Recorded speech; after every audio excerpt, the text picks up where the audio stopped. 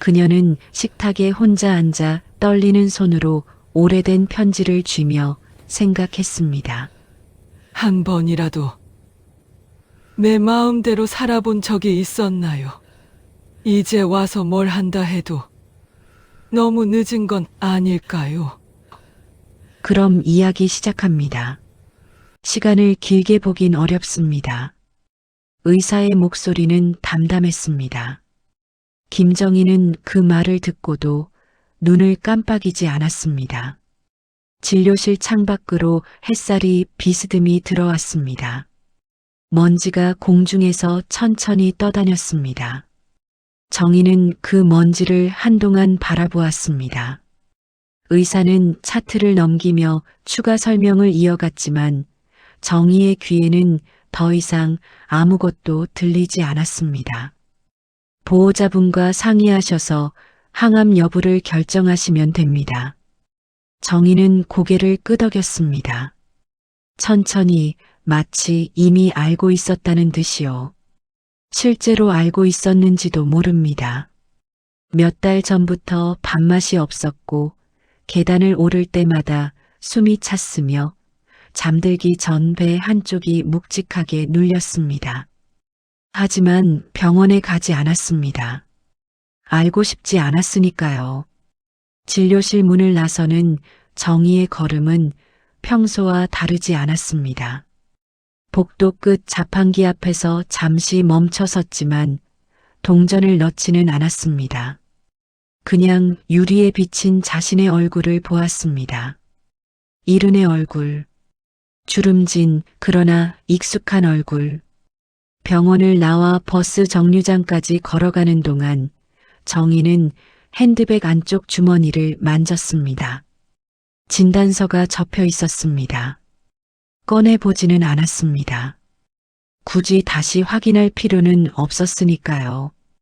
버스가 왔습니다. 정희는 뒷자리에 앉았습니다. 창밖으로 익숙한 풍경이 지나갔습니다. 시장 입구, 약국, 세탁소, 빵집. 평범한 오후였습니다. 평범하게 사람들이 걷고 평범하게 신호등이 바뀌고 평범하게 바람이 불었습니다. 하지만 그 평범함이 이상하게 낯설었습니다. 버스에서 내려 골목길을 걷는데 옆집 할머니가 손을 흔들었습니다. 정희 씨, 장 보고 와?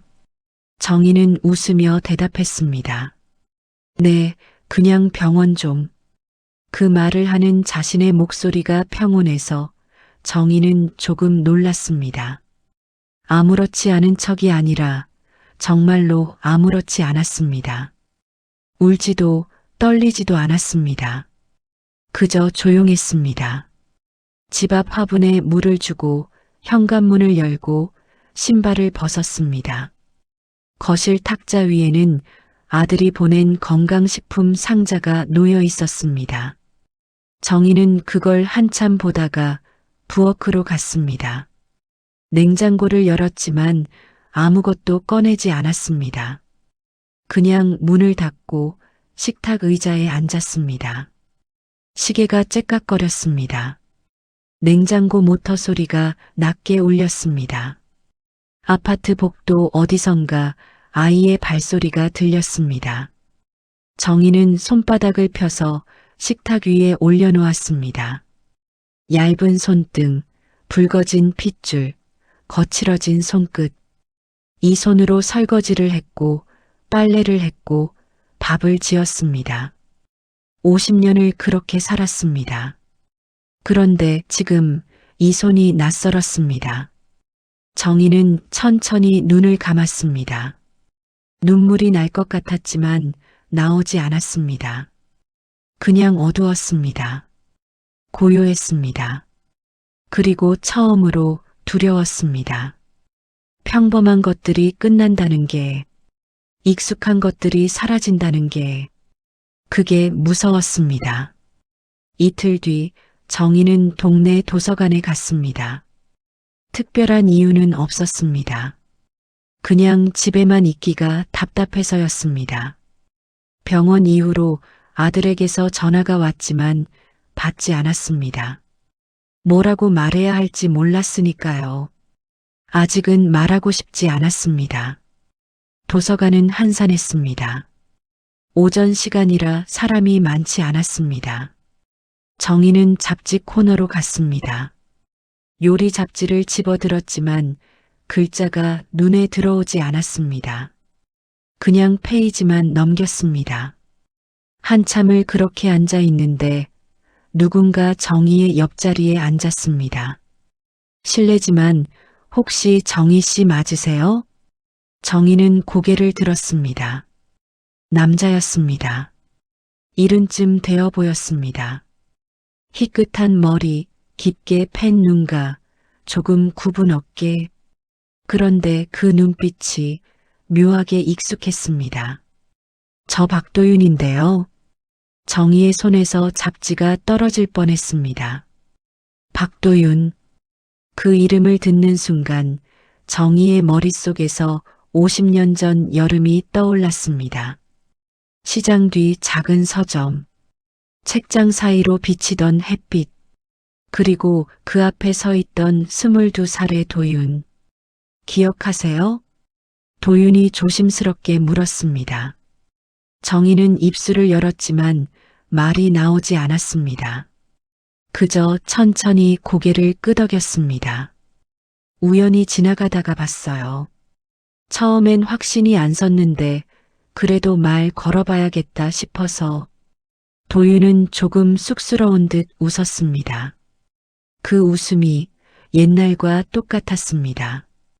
정희는 가슴 한쪽이 뜨거워지는 걸 느꼈습니다. 여기 자주 오세요? 아니요, 오늘 처음이에요. 그럼 정말 우연이네요. 도윤은 손을 비비며 말했습니다. 어색함과 반가움이 섞인 표정이었습니다. 정희는 그를 보면서 이상한 기분이 들었습니다. 이 사람이 늙었다는 게 신기했습니다. 정희의 기억 속에서 도윤은 여전히 22살이었으니까요. 요즘 어떻게 지내세요? 도윤이 물었습니다. 정희는 잠시 망설이다가 대답했습니다. 그냥 평범하게요. 평범하게라. 도윤은 고개를 끄덕였습니다. 더 묻지 않았습니다. 그 침묵이 고마웠습니다. 두 사람은 한동안 아무 말도 하지 않았습니다. 도서관 안은 조용했습니다. 누군가 책장을 넘기는 소리, 시계가 째깍거리는 소리만 들렸습니다. 저 혹시 괜찮으시면 도윤이 조심스럽게 말을 꺼냈습니다. 커피라도 한 잔 하실래요? 여기 근처에 조용한 카페가 있어요. 정희는 도윤을 바라보았습니다. 그의 눈빛에는 기대도 강요도 없었습니다. 그냥 조용한 제안이었습니다. 정희의 심장이 뛰기 시작했습니다. 늦게, 그러나 분명히. 네, 좋아요. 정희는 그렇게 대답했습니다. 자신도 놀랄 만큼 자연스럽게. 두 사람은 도서관을 나섰습니다. 가을 햇살이 따스했습니다. 도윤은 천천히 걸었고 정희도 천천히 걸었습니다. 발걸음 사이로 50년의 시간이 흐르고 있었습니다. 카페는 작았습니다. 손님도 많지 않았습니다. 정희와 도윤은 창가 자리에 앉았습니다. 커피가 나왔고 두 사람은 조용히 마셨습니다. 사실은요, 도윤이 먼저 말을 꺼냈습니다. 오래전부터 찾고 싶었어요. 정희는 고개를 들었습니다. 근데 용기가 안 나더라고요. 괜히 폐를 끼치는 건 아닌가 싶어서. 그랬군요. 그런데 오늘 우연히 봤을 때 그냥 지나치면 안 될 것 같았어요. 이번이 마지막 기회인 것 같아서. 도윤의 목소리가 조금 떨렸습니다. 정희는 그 떨림을 느꼈습니다. 저도 생각했어요. 가끔. 정희가 말했습니다. 작은 목소리였지만 진심이었습니다. 그때 일들을요. 도윤은 고개를 끄덕였습니다. 두 사람은 또 침묵했습니다. 하지만 이번 침묵은 불편하지 않았습니다. 정희는 창밖을 보았습니다. 길을 지나가는 사람들, 신호등, 가을나무, 평범한 풍경이었습니다. 그런데 오늘은 조금 달라 보였습니다. 이제야 만나네요. 도윤이 작게 웃으며 말했습니다. 정희도 미소를 지었습니다. 오랜만에 짓는 진짜 웃음이었습니다. 정희는 집으로 돌아오는 길에 멈춰 섰습니다. 가슴이 두근거렸습니다. 커피를 마신 지 1시간이 지났는데도 여전히 심장이 빨랐습니다. 정희는 손을 가슴에 얹었습니다. 진정되지 않았습니다. 이 나이에 무슨 감정이람. 정희는 스스로에게 말했습니다. 하지만 그 말이 별로 설득력이 없었습니다. 집에 도착해 현관문을 열고 들어섰습니다. 거실은 조용했습니다. 아무도 없는 공간, 익숙한 정막. 정희는 가방을 소파에 내려놓고 부엌으로 갔습니다. 물을 한 잔 마셨지만 목이 마른 건 가시지 않았습니다. 정희는 안방으로 들어갔습니다. 서랍장 앞에 섰습니다. 맨 아래 서랍을 천천히 열었습니다.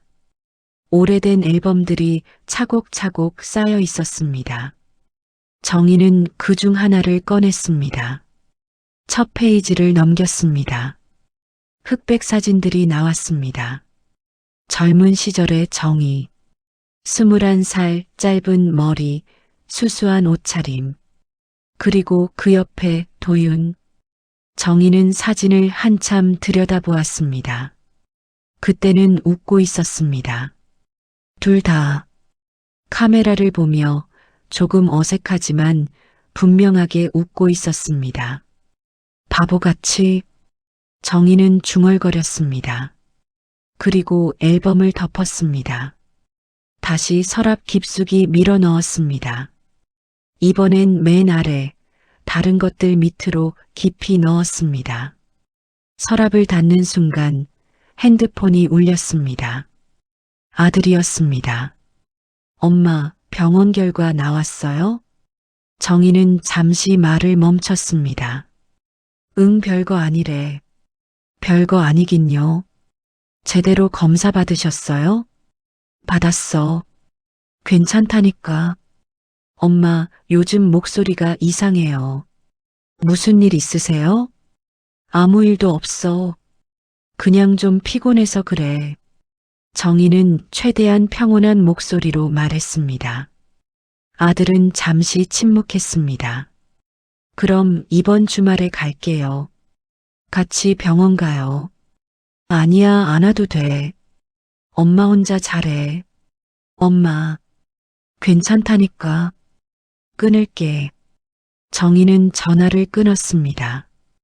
핸드폰을 탁자 위에 내려놓고 소파에 앉았습니다. 조용했습니다. 너무 조용했습니다. 정희는 눈을 감았습니다. 도윤의 얼굴이 떠올랐습니다. 오늘 만난 70살의 도윤이 아니라 22살의 도윤. 웃고 있는 얼굴, 책을 읽던 모습, 정희를 보며 수줍게 말을 건넸던 순간. 왜 지금? 정희는 생각했습니다. 왜 하필 지금 나타난 거야? 가슴이 답답했습니다. 정희는 자리에서 일어나 부엌으로 갔습니다. 찬장 위 약봉투가 놓여 있었습니다. 병원에서 받아온 진통제였습니다. 정희는 약봉투를 집어들었습니다. 한참 바라보다가 다시 제자리에 놓았습니다. 그리고 냉장고를 열었습니다. 반찬통들이 가지런히 놓여 있었습니다. 언제 만들었는지 기억도 안 나는 것들. 정희는 아무것도 꺼내지 않고 냉장고 문을 닫았습니다. 식탁에 앉았습니다. 시계가 째깍거렸습니다. 생각하지 말자. 정희는 스스로에게 말했습니다. 이제 와서 무슨 소용이야. 하지만 말을 하면 할수록 도윤의 얼굴이 더 선명해졌습니다. 정희는 두 손으로 얼굴을 감쌌습니다. 눈을 질끈 감았습니다. 아직은 생각하고 싶지 않아. 그날 밤 정희는 잠들지 못했습니다. 천장을 보며 누워 있었습니다. 시계 초침 소리만 들렸습니다. 한참을 그렇게 있다가 정희는 천천히 일어났습니다. 거실로 나갔습니다. 탁자 위에 핸드폰이 놓여 있었습니다. 정희는 그걸 집어들었습니다. 화면을 켰습니다. 카카오톡 알림이 하나 떠 있었습니다. 도윤이었습니다. 오늘 만나서 반가웠습니다. 다음에 또 뵐 수 있을까요? 정희는 메시지를 한참 보았습니다. 손가락이 떨렸습니다. 답장을 해야 할까? 아니면 그냥 지워버려야 할까? 정희는 핸드폰을 내려놓았습니다. 대답하지 않았습니다. 그리고 다시 안방으로 들어갔습니다. 이불을 덮고 눈을 감았습니다. 하지만 잠은 오지 않았습니다. 도윤의 목소리가 계속 들렸습니다. 이제야 만나네요.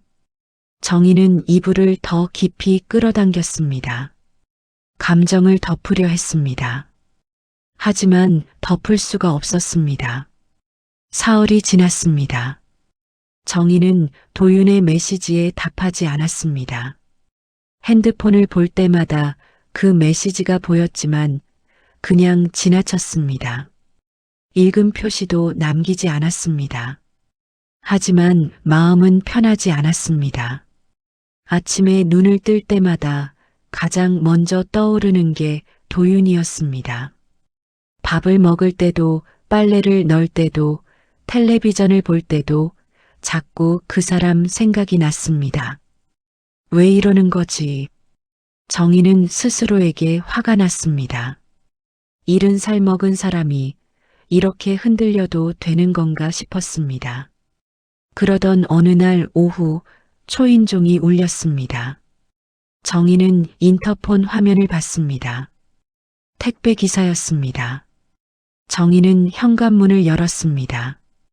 김정희님 맞으세요? 네. 여기 서명 좀 해주세요. 정희는 서명을 하고 택배를 받았습니다. 작은 봉투였습니다. 보낸 사람 이름은 없었습니다. 정희는 문을 닫고 봉투를 들여다보았습니다. 손글씨로 적힌 주소, 정희의 이름. 정희는 봉투를 천천히 뜯었습니다. 안에는 편지 봉투 하나가 들어 있었습니다. 그리고 쪽지 한 장. 택배로 보내서 죄송합니다. 부담 드리고 싶지 않아서요. 지금 말하지 않으면 끝내 못할 것 같아서 보냅니다. 도윤. 정희는 쪽지를 내려놓고 편지 봉투를 바라보았습니다. 봉인이 되어 있었습니다. 오래된 봉투였습니다. 종이가 약간 누렇게 변해 있었습니다. 정희의 손이 떨렸습니다. 열어야 할까? 열지 말아야 할까? 정희는 한참을 그 자리에 서 있었습니다. 봉투를 손에 쥔 채로 움직이지 못했습니다. 결국 정희는 봉투를 가방에 넣었습니다. 열지 않았습니다. 아직은 열 수 없었습니다. 그날 저녁 정희는 산책을 나갔습니다. 아파트 단지 뒤편 작은 공원이었습니다. 사람이 많지 않았습니다. 정희는 벤치에 앉아 가방을 열었습니다. 봉투가 보였습니다. 정희는 봉투를 꺼내 손에 쥐었습니다. 무게는 종이 한 장뿐인데 마음은 이상하게 가라앉았습니다. 뭐가 들어있을까? 정희는 생각했습니다. 사과? 그리움? 아니면 정희는 봉투를 다시 가방에 넣었습니다. 역시 열지 않았습니다. 벤치에서 일어나 천천히 걸었습니다. 가을바람이 불었습니다. 낙엽이 발밑에서 바스락거렸습니다. 정희는 문득 멈춰 섰습니다. 내가 뭐가 두려운 걸까? 그 질문이 마음속 어딘가를 찔렀습니다. 정희는 고개를 들어 하늘을 보았습니다. 구름이 천천히 흘러가고 있었습니다. 저 구름은 어디로 가는 걸까? 목적지가 있을까? 아니면 그냥 바람이 부는 대로 흘러가는 걸까? 정희는 다시 걷기 시작했습니다. 집으로 돌아오는 길에 슈퍼마켓에 들렀습니다. 우유 한 팩을 샀습니다. 계산을 하는데 옆 진열대에서 누군가 정희를 불렀습니다. 정희 씨? 정희는 고개를 돌렸습니다. 동네 아는 언니였습니다. 75쯤 되는 혼자 사는 분이었습니다. 어머, 오랜만이네. 요즘 잘 지내? 네, 그럭저럭요. 나 요즘 성당 다니기 시작했어. 심심해서. 정희 씨도 같이 나갈래? 아, 저는 괜찮아요. 그래. 그럼 나중에라도 한번 와봐. 사람들 괜찮더라고. 정희는 웃으며 고개를 끄덕였습니다. 언니는 손을 흔들며 떠났습니다. 정희는 우유팩을 들고 계산대로 갔습니다. 계산을 하고 나오는데 문득 생각이 들었습니다. 나도 어디 다녀야 하나. 혼자 있는 시간이 너무 많았습니다. 생각이 너무 많아졌습니다. 집에 도착해 우유를 냉장고에 넣고 정희는 소파에 앉았습니다. 가방이 옆에 놓여 있었습니다. 봉투가 안에 들어 있었습니다. 정희는 가방을 열었습니다. 봉투를 꺼냈습니다. 한참을 바라보았습니다.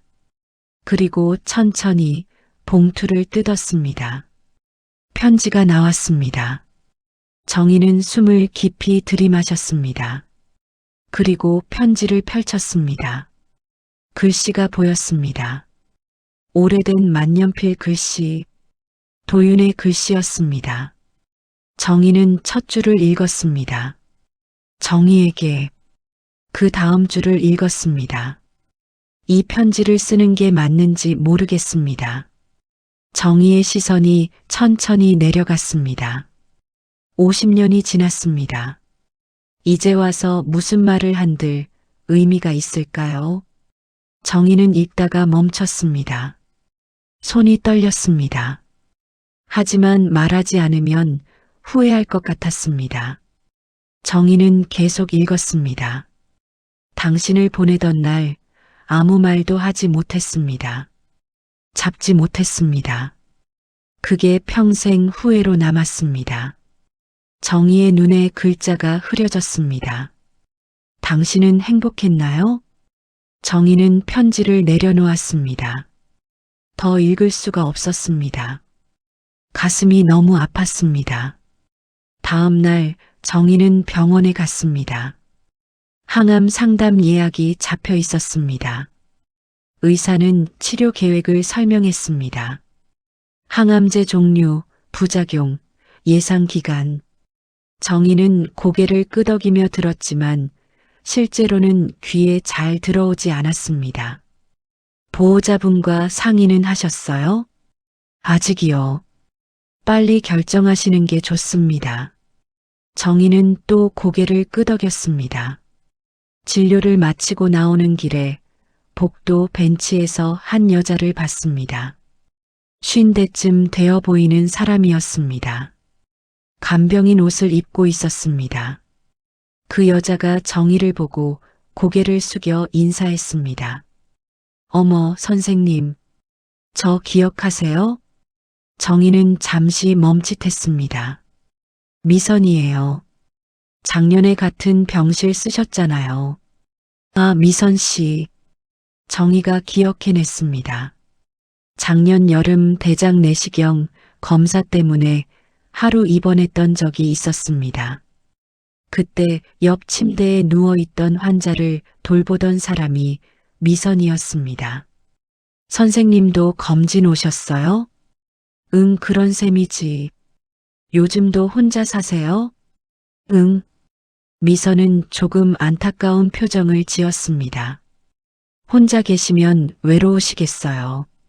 괜찮아. 익숙해. 그래도 아프면 누가 옆에 있어야 하는데. 정희는 대답하지 않았습니다. 미선은 잠시 망설이다가 물었습니다. 선생님, 혹시 하고 싶은 거 있으셨어요? 뭐? 그러니까 인생에서요. 꼭 해보고 싶었던 거.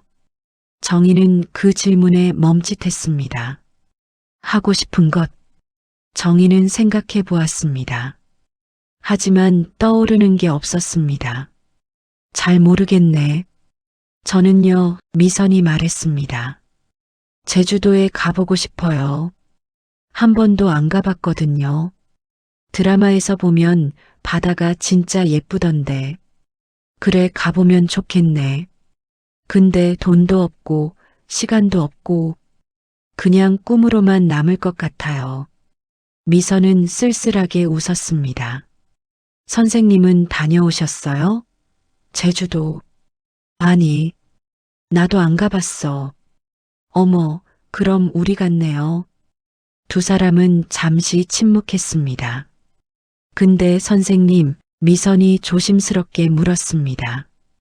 결혼은 하셨잖아요. 행복하셨어요? 정희는 대답하지 못했습니다. 행복했나? 정희는 스스로에게 물어봤습니다. 남편은 나쁜 사람이 아니었습니다. 때리지도 않았고 바람 피우지도 않았습니다. 그냥 평범한 사람이었습니다. 회사 다니고 월급 받아오고 아이 키우고 그렇게 30년을 살다가 갑자기 심장마비로 세상을 떠났습니다. 그런데 행복했냐고 물으면 정희는 대답할 수가 없었습니다. 그냥 살았어. 정희는 그렇게 말했습니다.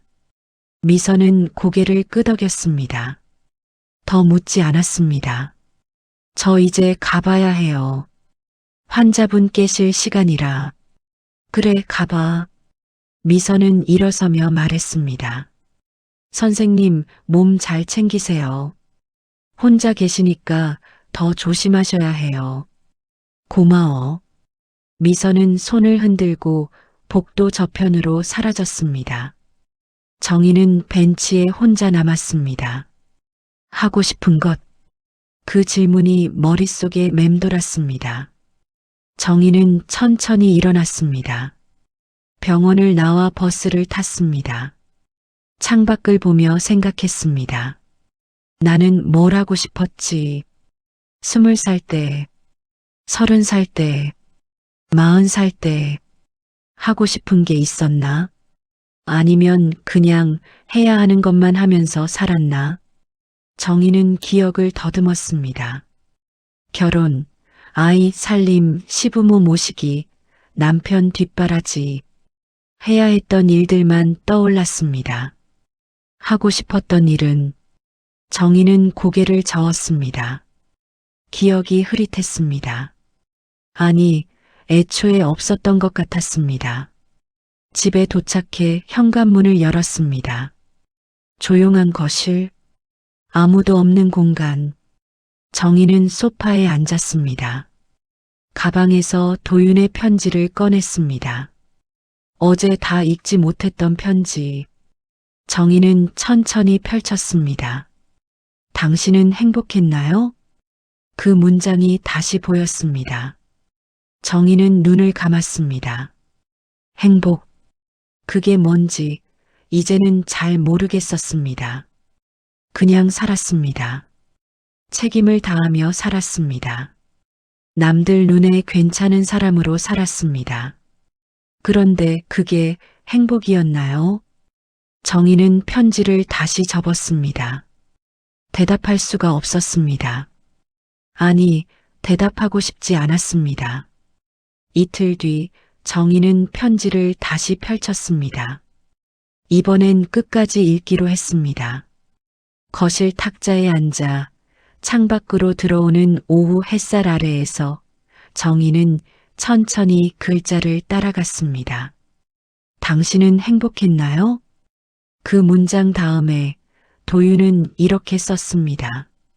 저는 결혼했습니다. 아내는 좋은 사람이었습니다. 아이도 둘 낳았습니다. 회사 생활도 무난했습니다. 남들이 보기엔 괜찮은 삶이었을 겁니다. 정희는 계속 읽었습니다. 하지만 단 한 번도 제 마음대로 산 적이 없습니다. 정희의 손이 멈췄습니다. 부모님이 정해준 대로 대학을 갔고, 정해준 회사에 들어갔고, 정해준 사람과 결혼했습니다. 그게 옳은 일이라고 믿었으니까요. 정희는 숨을 깊이 들이마셨습니다. 하지만 가끔 문득 생각합니다. 당신과 함께였다면 어땠을까? 우리가 그때 용기를 냈더라면. 정희의 눈에 글자가 흐려졌습니다. 이제 와서 이런 말을 하는 게 비겁한 거 압니다. 하지만 말하지 않으면 끝내 후회할 것 같았습니다. 정희는 편지를 내려놓았습니다. 눈물이 날 것 같았지만 참았습니다. 그리고 마지막 문장을 봤습니다. 정희 씨, 당신은 한 번이라도 당신 마음대로 살아본 적 있나요? 정희는 편지를 천천히 접었습니다. 손이 떨렸습니다. 가슴이 답답했습니다. 숨이 막혔습니다. 정희는 자리에서 일어났습니다. 부엌으로 갔습니다. 물을 한 잔 마셨습니다. 하지만 목이 메었습니다. 내 마음대로. 정희는 싱크대에 손을 짚고 섰습니다. 한 번이라도. 정희는 고개를 들어 창밖을 보았습니다. 아파트 단지, 놀이터, 주차장, 똑같은 건물들. 정희는 이곳에서 20년을 살았습니다. 매일 같은 풍경을 봤습니다. 매일 같은 길을 걸었습니다. 매일 같은 하루를 살았습니다. 그게 내 마음이었나? 정희는 스스로에게 물었습니다. 아니었습니다. 정희는 결혼하고 싶지 않았습니다. 24살 때 부모님이 정해준 사람과 맞선을 봤습니다. 괜찮은 사람이라고 했습니다. 안정적이라고 했습니다. 정희는 거절하고 싶었습니다. 하지만 하지 못했습니다. 부모님 기대를 저버릴 수 없었습니다. 그래서 결혼했습니다. 아이를 낳았습니다. 살림을 했습니다. 그게 옳은 일이라고 믿었습니다. 아니, 믿으려고 했습니다. 정희는 거실로 돌아왔습니다. 편지가 탁자 위에 놓여 있었습니다. 정희는 편지를 집어들었습니다. 그리고 다시 펼쳤습니다. 당신은 한 번이라도 당신 마음대로 살아본 적 있나요? 그 문장을 또 읽었습니다. 이번엔 눈물이 났습니다. 정희는 눈물을 닦지 않았습니다. 그냥 흐르게 두었습니다. 한참을 그렇게 앉아 있었습니다. 해가 기울었습니다. 거실이 어두워졌습니다. 정희는 불을 켜지 않았습니다. 어둠 속에 앉아 있었습니다. 핸드폰이 울렸습니다. 아들이었습니다. 정희는 받지 않았습니다. 다시 울렸습니다. 또 받지 않았습니다. 세 번째 울렸을 때 정희는 전화를 받았습니다. 엄마, 왜 전화 안 받으세요? 응. 목소리 왜 그래요? 우셨어요? 아니야. 엄마, 무슨 일 있어요? 아무 일도 없어. 주말에 갈게요. 병원 같이 가요. 정희는 대답하지 않았습니다. 엄마, 알았어. 정희는 전화를 끊었습니다. 핸드폰을 탁자 위에 내려놓았습니다. 그리고 다시 편지를 받습니다. 질문이 거기 있었습니다. 대답 없는 질문. 정희는 편지를 가슴에 안았습니다. 처음으로 정말로 숨이 막혔습니다.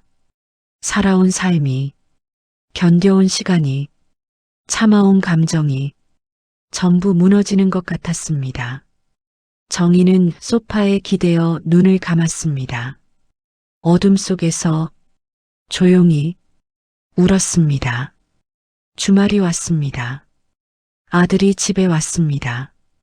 45, 회사원, 가족이 있는 사람, 바쁜 사람. 엄마, 병원 언제 가요? 다음 주에. 오늘 가면 안 돼요? 괜찮아. 급한 거 아니야.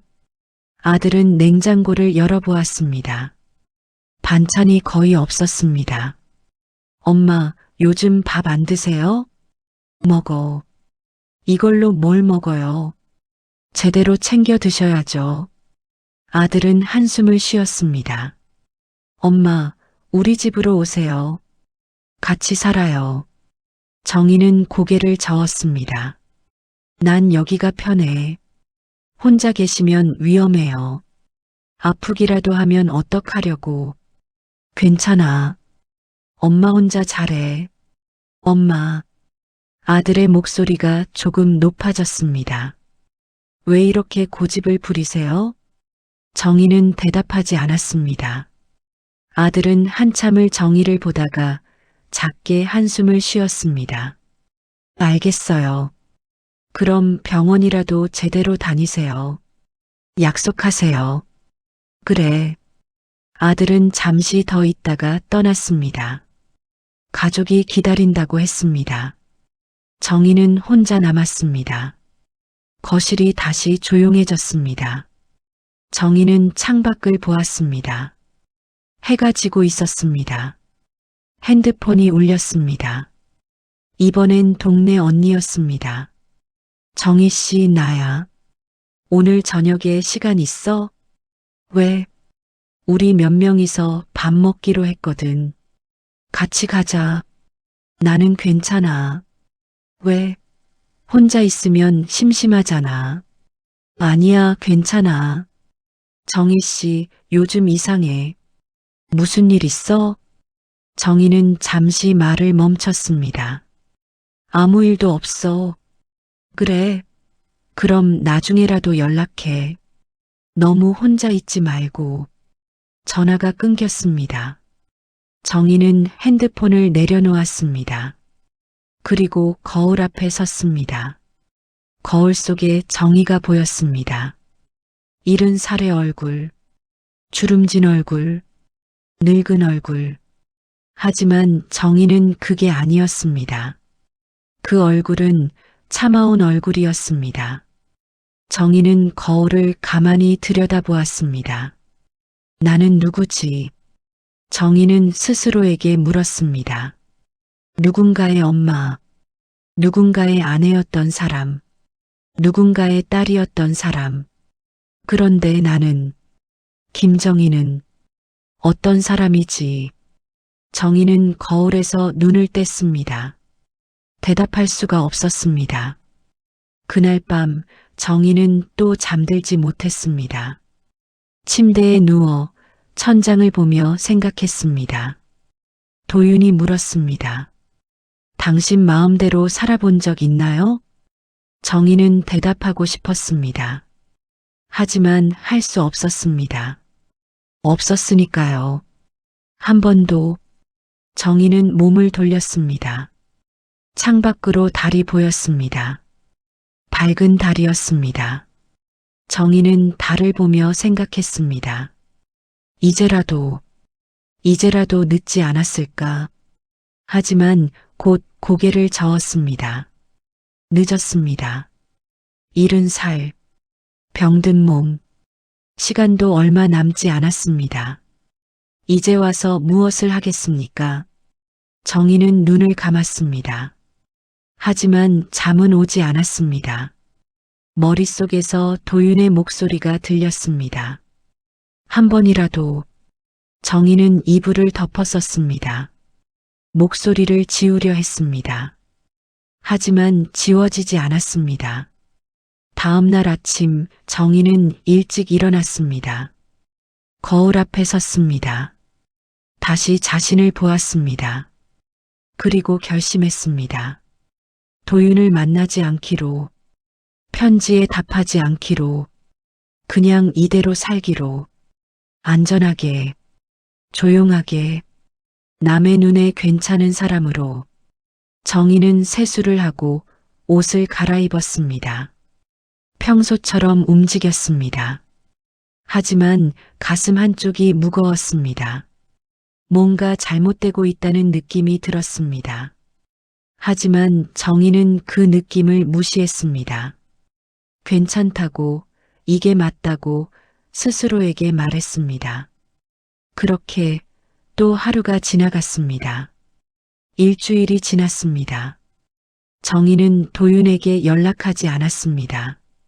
편지도 서랍 깊숙이 넣어두었습니다. 보지 않으려 했습니다. 생각하지 않으려 했습니다. 하지만 매일 밤 잠들기 전에 그 질문이 떠올랐습니다. 당신은 한 번이라도 당신 마음대로 살아본 적 있나요? 정희는 이불을 뒤집어 쓰고 눈을 감았습니다. 하지만 질문은 사라지지 않았습니다. 그러던 어느 날 오후 정희는 병원에 갔습니다. 항암 치료 일정을 잡기 위해서였습니다. 의사는 다시 한번 설명했습니다. 부작용, 생존율, 치료기간. 정희는 듣고 있었지만 머릿속은 다른 생각으로 가득했습니다. 결정하셨어요? 의사가 물었습니다. 정희는 고개를 들었습니다. 조금 더 생각해 볼게요. 시간이 많지 않습니다.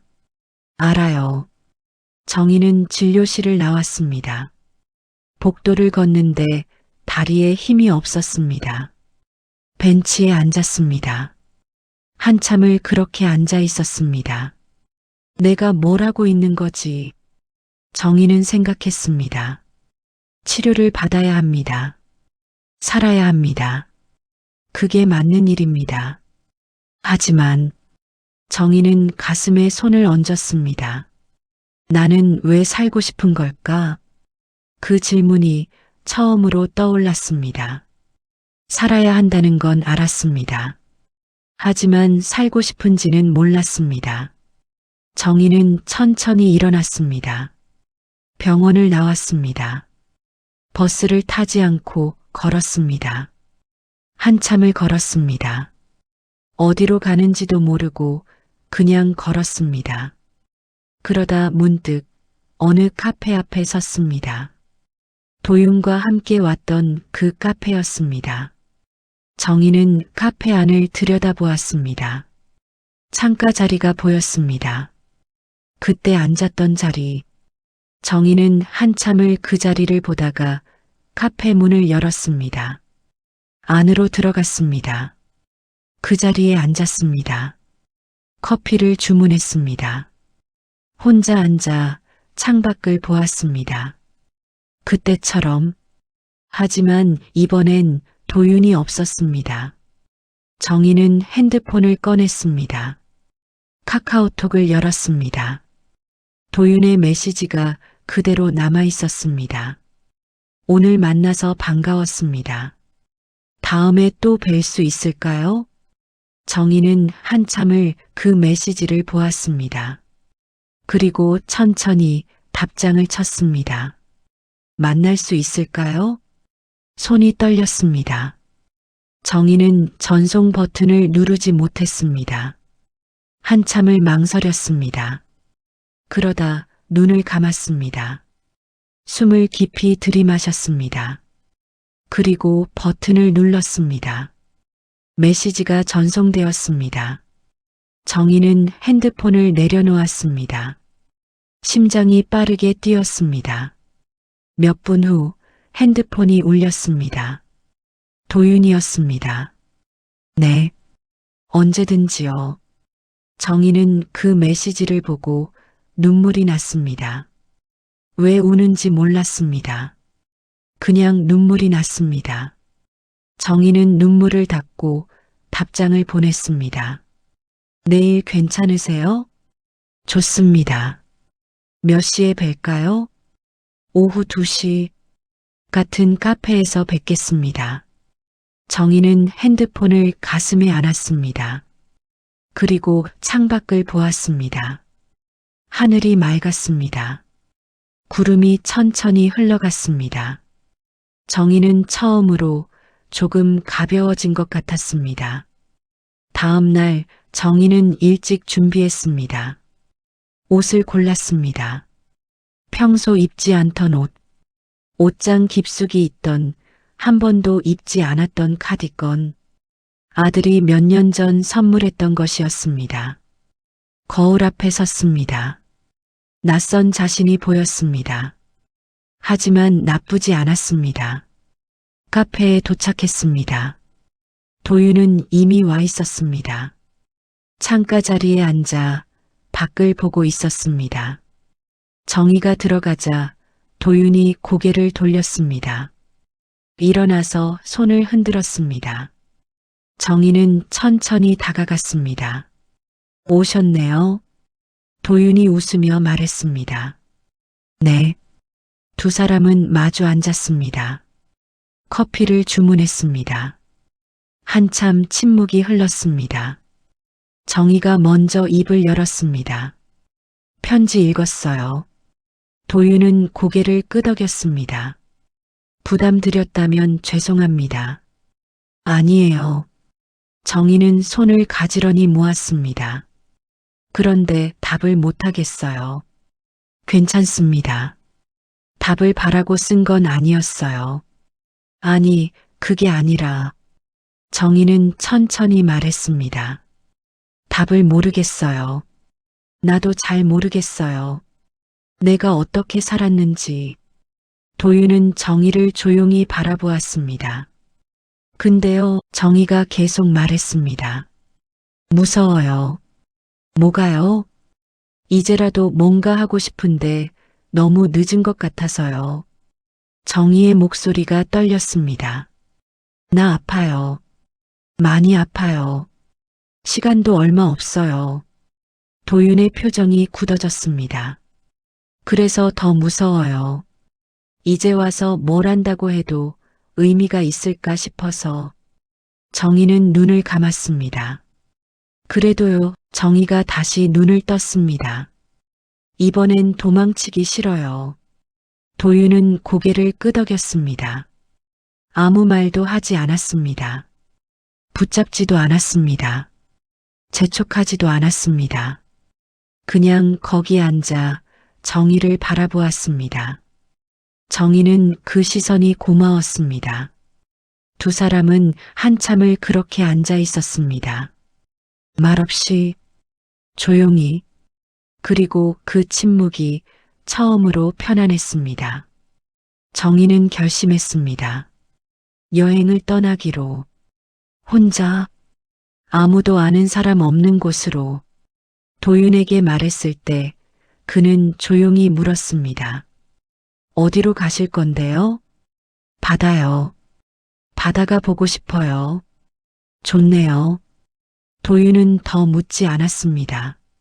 말리지도 않았습니다. 조심히 다녀오세요. 정희는 고개를 끄덕였습니다. 집으로 돌아와 정희는 작은 가방을 챙겼습니다. 옷 몇 벌, 세면도구, 약. 많지 않았습니다. 아들에게는 말하지 않았습니다. 그냥 며칠 쉬고 온다는 쪽지만 냉장고에 붙여두었습니다. 다음 날 아침 정희는 버스 터미널로 갔습니다. 동해행 버스표를 샀습니다. 버스에 올랐습니다. 창가 자리에 앉았습니다. 버스가 출발했습니다. 서울을 벗어났습니다. 고속도로가 펼쳐졌습니다. 정희는 창밖을 보았습니다. 지나가는 풍경들, 산, 들판, 하늘. 낯선 풍경이었습니다. 하지만 나쁘지 않았습니다. 4시간을 달려 버스는 작은 해변 마을에 도착했습니다. 정희는 버스에서 내렸습니다. 바람이 불었습니다. 짠 냄새가 났습니다. 바다 냄새였습니다. 정희는 숙소로 걸어갔습니다. 미리 예약해둔 작은 펜션이었습니다. 주인 할머니가 반갑게 맞아주었습니다. 혼자 오셨어요? 네. 바다 보러 오셨나 봐요? 네. 정희는 방으로 들어갔습니다. 작은 방이었습니다. 창문을 열었습니다. 바다가 보였습니다. 정희는 한참을 창가에 서서 바다를 보았습니다. 파도가 밀려왔다 밀려갔습니다. 끝없이 반복되는 움직임이었습니다. 하지만 지루하지 않았습니다. 정희는 가방을 내려놓고 밖으로 나갔습니다. 해변으로 걸어갔습니다. 모래를 밟았습니다. 신발을 벗었습니다. 맨발로 모래를 밟았습니다. 차가웠습니다. 하지만 기분이 좋았습니다. 파도가 발끝까지 밀려왔습니다. 정희는 그대로 서 있었습니다. 물이 발등을 적셨습니다. 차가웠지만 정희는 움직이지 않았습니다. 그냥 서서 바다를 보았습니다. 수평선이 보였습니다. 하늘과 바다가 맞닿은 곳. 정희는 그곳을 보며 생각했습니다. 이게 나구나. 김정희. 누군가의 엄마도 아니고, 누군가의 아내도 아니고, 그냥 김정희.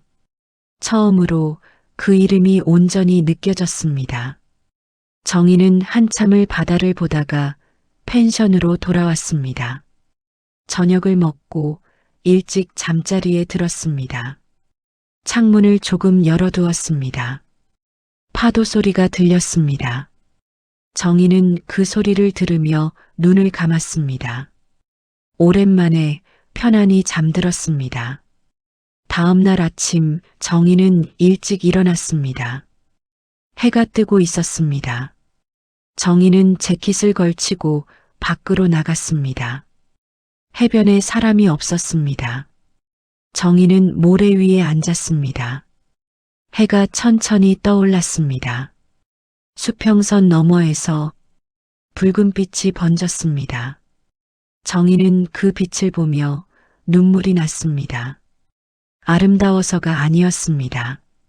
슬퍼서도 아니었습니다. 그냥 벅차서였습니다. 살아있구나. 정희는 생각했습니다. 내가 지금 여기 있구나. 눈물이 뺨을 타고 흘렀습니다. 정희는 닦지 않았습니다. 그냥 두었습니다. 해가 완전히 떠올랐습니다. 새로운 하루가 시작되었습니다. 정희는 천천히 일어났습니다. 펜션으로 돌아가 아침을 먹었습니다. 간단한 식사였습니다. 하지만 맛있었습니다. 식사 후 정희는 마을을 걸었습니다. 작은 마을이었습니다. 카페 하나, 슈퍼마켓 하나, 작은 식당 몇 개. 정희는 천천히 걸으며 마을을 둘러보았습니다. 아무 목적 없이 그냥 걸었습니다. 오후에는 다시 해변으로 갔습니다. 책을 한 권 가져갔습니다. 펜션에 있던 책이었습니다. 정희는 모래 위에 앉아 책을 펼쳤습니다. 읽다가 고개를 들어 바다를 보았습니다. 그러다 다시 읽었습니다. 시간이 천천히 흘렀습니다. 해가 기울었습니다. 정희는 책을 덮고 석양을 보았습니다. 노을이 붉게 물들었습니다. 정희는 그 노을을 한참 보았습니다. 그리고 생각했습니다. 이런 거였구나. 사는 게, 내 마음대로 사는 게 거창한 게 아니었습니다. 그냥 내가 하고 싶은 걸 하는 것, 내가 보고 싶은 걸 보는 것, 내가 느끼고 싶은 걸 느끼는 것, 그게 다였습니다. 정희는 일어나서 펜션으로 돌아갔습니다. 저녁을 먹고 창가에 앉았습니다. 밤바다가 보였습니다. 어두웠지만 파도 소리는 들렸습니다. 정희는 그 소리를 들으며 생각했습니다. 짧지만 이 시간은 온전히 내 것이구나. 그리고 그게 충분했습니다. 사흘 후 정희는 서울로 돌아왔습니다. 버스에서 내려 집으로 가는 길, 익숙한 골목이었습니다. 하지만 조금 달라 보였습니다. 정희는 천천히 걸었습니다. 집 앞에 도착했습니다. 현관문을 열고 들어갔습니다. 거실은 그대로였습니다. 아무것도 변하지 않았습니다. 하지만 정희는 변해 있었습니다. 가방을 내려놓고 정희는 소파에 앉았습니다. 핸드폰을 켰습니다. 아들에게서 전화가 여러 통 와 있었습니다. 정희는 전화를 걸었습니다. 엄마, 어디 갔다 오신 거예요? 연락도 안 되고. 미안해. 잠깐 다녀왔어. 어디를요? 바다. 바다요? 응. 보고 싶어서. 아들은 잠시 말이 없었습니다. 엄마, 괜찮으세요? 응. 괜찮아. 정희는 정말로 괜찮았습니다. 다음 주에 병원 가요. 같이 갈게요. 그래. 고마워. 전화를 끊고 정희는 안방으로 갔습니다. 서랍을 열었습니다. 도윤의 편지가 거기 있었습니다. 정희는 편지를 꺼냈습니다. 그리고 천천히 펼쳤습니다. 당신은 한 번이라도 당신 마음대로 살아본 적 있나요? 그 질문을 다시 읽었습니다. 이번엔 대답할 수 있었습니다.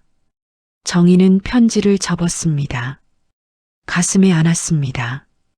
그리고 중얼거렸습니다. 이제는 있어요. 답장을 쓰지 않았습니다. 굳이 쓸 필요가 없었습니다. 이미 살고 있었으니까요. 정희는 편지를 다시 서랍에 넣었습니다. 이번엔 깊숙이 밀어넣지 않았습니다. 보이는 곳에 두었습니다. 며칠 후 정희는 도윤을 만났습니다. 같은 카페에서 도윤이 물었습니다.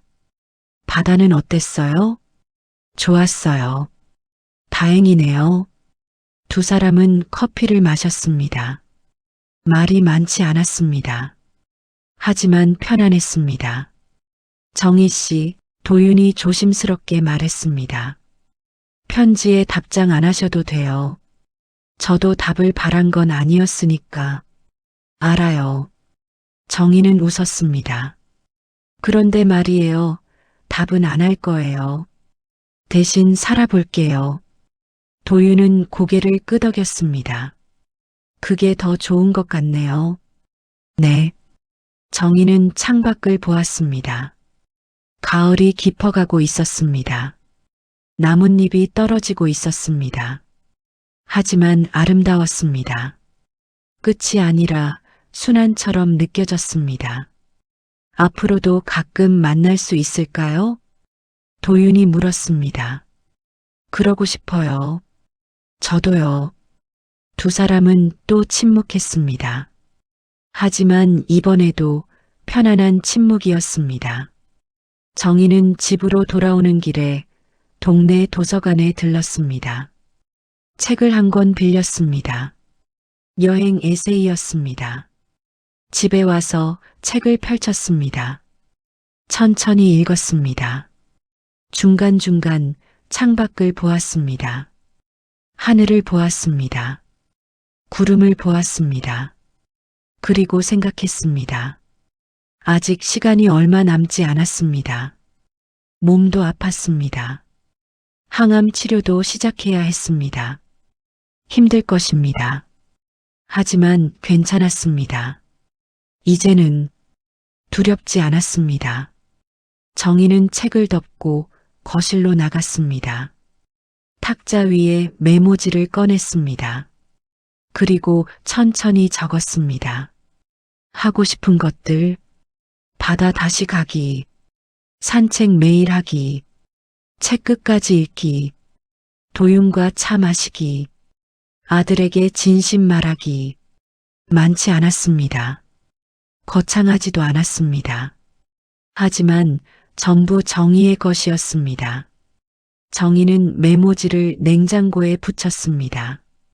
보이는 곳에, 그리고 미소를 지었습니다. 그날 밤 정희는 일찍 잠자리에 들었습니다. 이불을 덮고 눈을 감았습니다. 파도 소리가 들리는 것 같았습니다. 물론 환청이었습니다. 하지만 기분이 좋았습니다.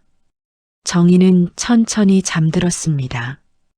평온하게, 그리고 꿈을 꾸었습니다. 바다 꿈이었습니다. 넓은 바다, 끝없는 수평선. 정희는 그 바다를 걷고 있었습니다. 혼자, 하지만 외롭지 않았습니다. 해가 떠올랐습니다. 정희는 그 빛을 향해 걸어갔습니다. 천천히, 자신의 속도로, 남의 눈이 아닌 자기 마음으로, 그리고 그게 충분했습니다. 꿈속에서 정희는 웃고 있었습니다. 진짜 웃음으로, 평생 처음으로, 온전히 자신의 것인 웃음으로. 정희는 이제 압니다. 인생에서 가장 중요한 건 얼마나 오래 사느냐가 아니라 얼마나 온전히 나로 사느냐라는 것을요. 늦었다고 생각할 때가 가장 빠른 때라는 말. 정희는 이제 그 말을 믿습니다. 당신은 어떠신가요? 당신은 한 번이라도 당신 마음대로 살아본 적 있으신가요? 아직 늦지 않았습니다. 지금 이 순간부터 당신의 이야기를 시작하세요.